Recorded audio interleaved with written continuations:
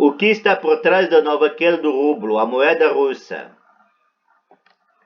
Desvalorização frente ao dólar e ao euro seria apenas temporário ou consequência de algo maior. Veja que fatores colaboraram para a fraqueza da divisa. Desde o início do ano, o rublo, moeda da Rússia, perdeu 16% de seu valor em relação ao dólar e 3% em relação ao euro. Esta semana esteve sendo negociada cerca de 83 rublos para a moeda americana e 91 contra a europeia. Isso a torna a terceira moeda global com a pior desempenho até agora este ano atrás da libra egípcia e do piso argentino.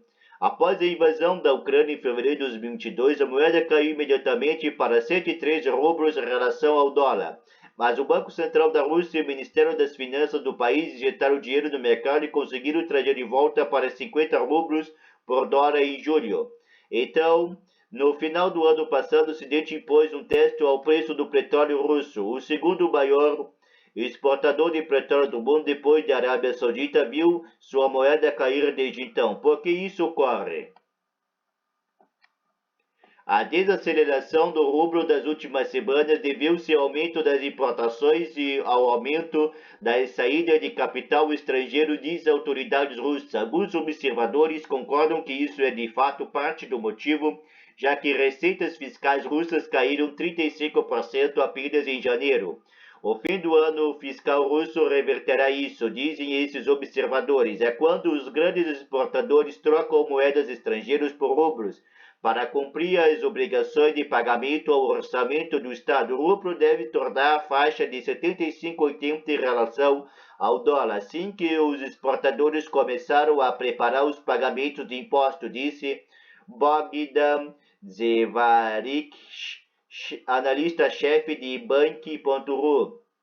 Mas Albert Rotacher, autor que trabalhou por 30 anos na Comissão Europeia, diz que o fato crucial é que o petróleo dos Urais alcançou apenas 49 dólares por barril em janeiro.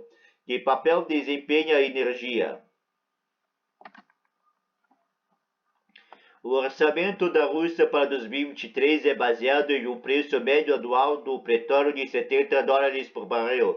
O limite de preço de 60 dólares por barril da União Europeia está custando ao Kremlin mais de 170 milhões de dólares por dia. Segundo o think tank finlandês Centro de Pesquisa de Energia e Ar Limpo, na semana o petróleo bruto Brent estava sendo negociado por cerca de 85 dólares. Outro fator é a aprovação do presidente Vladimir Putin de um acordo que permite à gigante energética britânica Shell vender sua participação do projeto do aeroduto Sakhalin-2 no extremo oriente da Rússia. O acordo permite que Shell transfira 94 bilhões de rublos, 1,2 bilhões de dólares de receita da venda em seu projeto de oleoduto no exterior. A Novatek, segundo maior produtora de gás natural da Rússia, deve adquirir sua participação. Várias empresas estrangeiras se retiraram da Rússia desde que Moscou invadiu a Ucrânia no ano passado. A Bloomberg Economics estima que as empresas estrangeiras que deixaram a Rússia no ano passado venderam ativos do valor entre 15 bilhões e 20 bilhões de dólares. As razões por trás da queda da moeda são o encolhimento das exportações de petróleo e gás e provavelmente uma maior retirada de capital por empresas residentes da Rússia, assim por investidores estrangeiros, disse Irina Rybakova, do think tank PIA.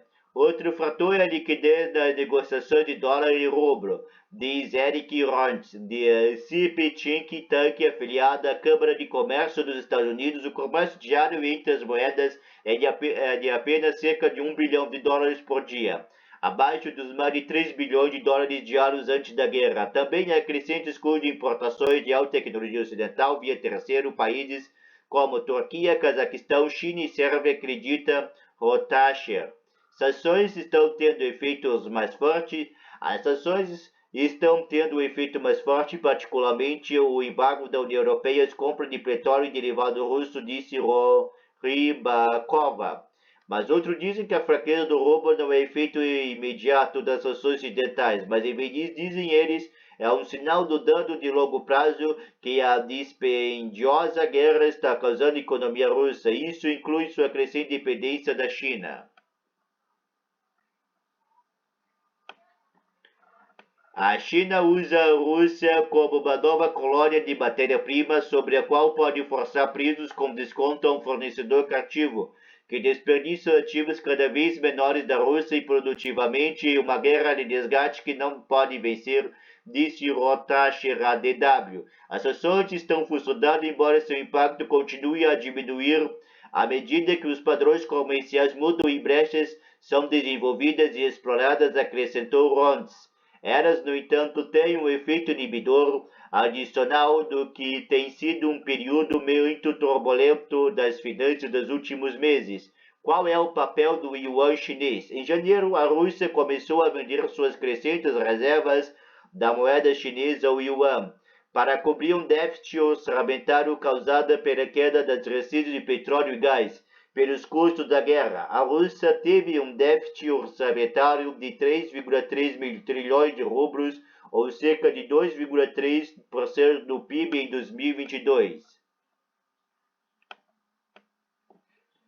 Houve um movimento substancial em direção ao uso de yuan, que agora representa mais de 30% das transações do mercado local de câmbio, de menos de 1% antes da invasão total da Ucrânia em fevereiro de 2022. Mas o yuan não é uma moeda totalmente conversível, seus instrumentos não são tão líquidos quanto o dólar e o euro, então a transição para yuan ainda é lenta, disse Rybakova.